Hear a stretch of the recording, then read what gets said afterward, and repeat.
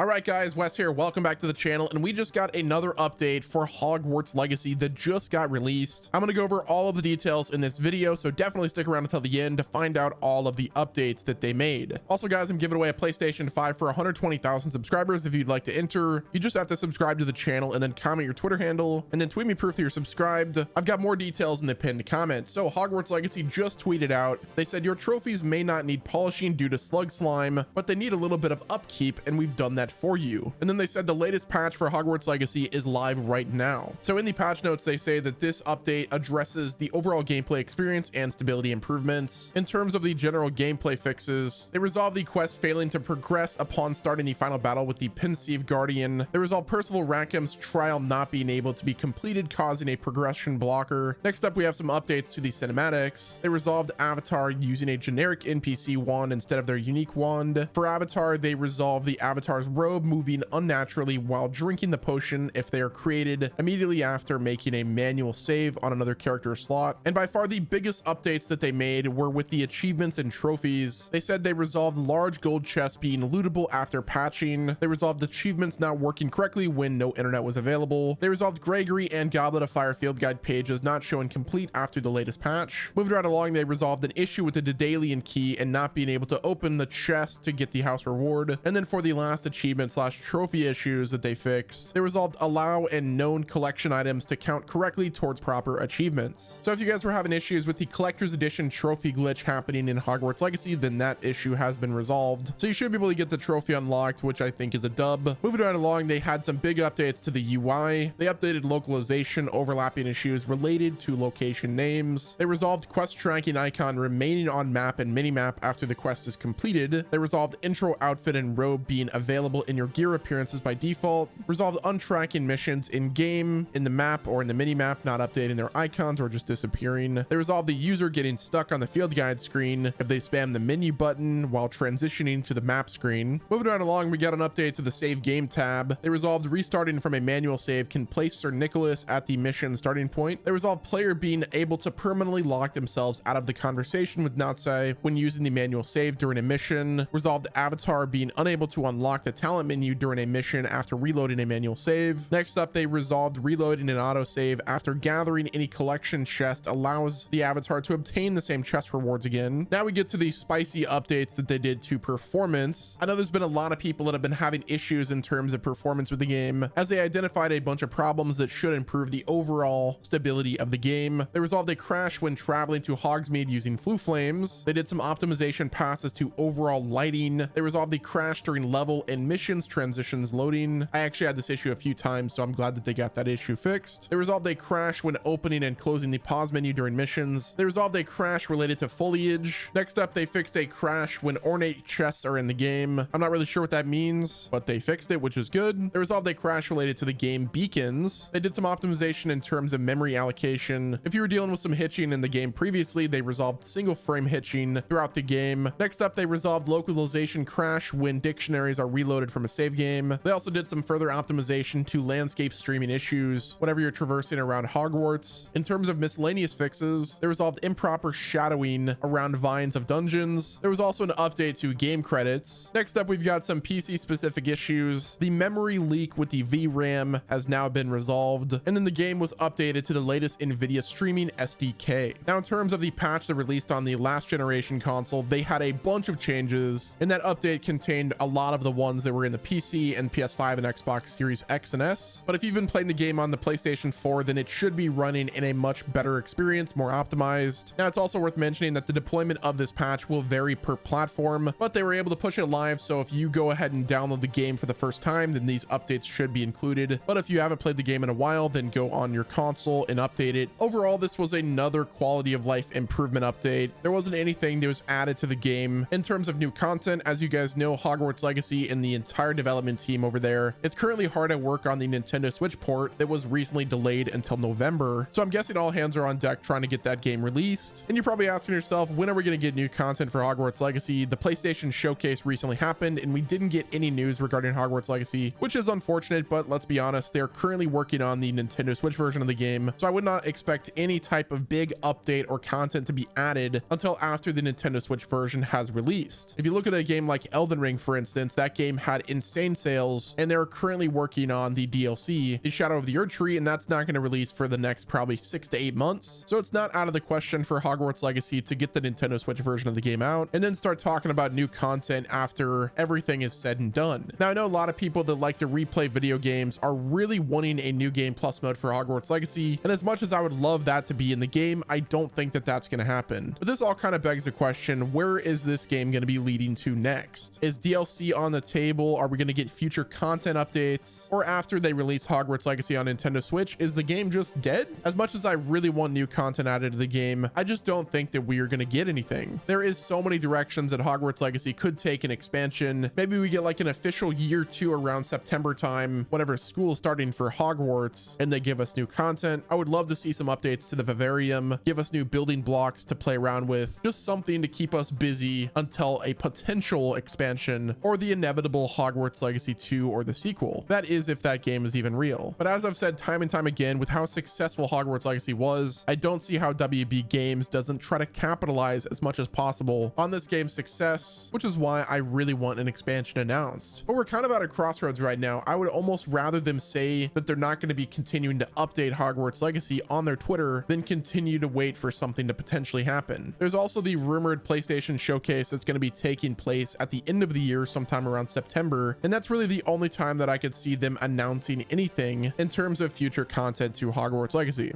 At this point, I think the only way that Hogwarts Legacy gets a paid expansion is if there is a massive change in manpower, either with a big hiring spree or with Warner Bros. Bringing in another studio to help Avalanche out. Neither of which are out of the question, but both of which probably would have happened by now if we were ever going to get something. With the months going by and Hogwarts Legacy continuing to sell very well, Warner Bros. May want to hire some extra hands so that they can push some new content, but at the same time, they may just want to cut their losses on a paid expansion and focus on the next set of Harry Potter games. We know that there's a big Quidditch game in development that's free to play, and we also know that WB Games wants to turn Hogwarts Legacy into a franchise, but if their main development team is still working on bug fixes and a Switch port, they may want to just wait it out. Granted, it's also possible that WB Games gives Avalanche the time and space they need to make a big expansion to Hogwarts Legacy, just like they gave them all the time and space they needed to make the base game, but there's a huge difference between taking your time with a game and taking your time with a DLC. WB gave Avalanche all the time and resources with Hogwarts Legacy because at the end of the day, people would pay full price for it as long as it was good. However, I feel like the time frame for DLC is different because you need to bank on people already having the game in order to buy it, or you would need to convince people to buy the game post-launch, which I guess isn't that hard to do if there's been a price drop or two, but it doesn't benefit the publisher nearly as much to do that. That's why most paid expansions release when the base game is relatively closer to being full price. So as I say again, you and I may love for Hogwarts Legacy to get a paid expansion in a year or two once Avalanche has taken their time with it. WB may not want to do that because at that point the game will be something like $30 or $49.99, and they won't make nearly as much money compared to just waiting until the sequel is ready. It's also important to consider whether or not this theoretical paid expansion would be released on the 8th generation hardware, because frankly I don't know if they'll be able to handle it. The Xbox One and PS4 versions of Hogwarts Legacy took way longer than expected to launch, and the Switch version isn't set to come out for at least 5 months at the time of making this video. So do you think that the 8th gen consoles would get access to DLC, or do you think developing DLC for old consoles would just push back things further? I love Avalanche to death, and I think that they did an amazing job on Hogwarts Legacy, but one thing that can't be denied, they need time and space in order to work their magic, and when it comes to a paid expansion, I don't think Warner Brothers is going to be willing to give them the time in order to get the job done. At this point, I think we should stop holding out for hope for a DLC and just look forward to the sequel. With how much time has already gone by and how much work remains to be done on the base game, I just don't see it happening anymore. But yeah, guys, that's gonna wrap it up with this video. Let me know what your thoughts are on the update to Hogwarts Legacy. Thank you all for tuning in. Don't forget to enter the PlayStation 5 giveaway. I've got all of the details in the pinned comment. And until next time, guys, this has been Wes, and I'll talk to you guys again soon.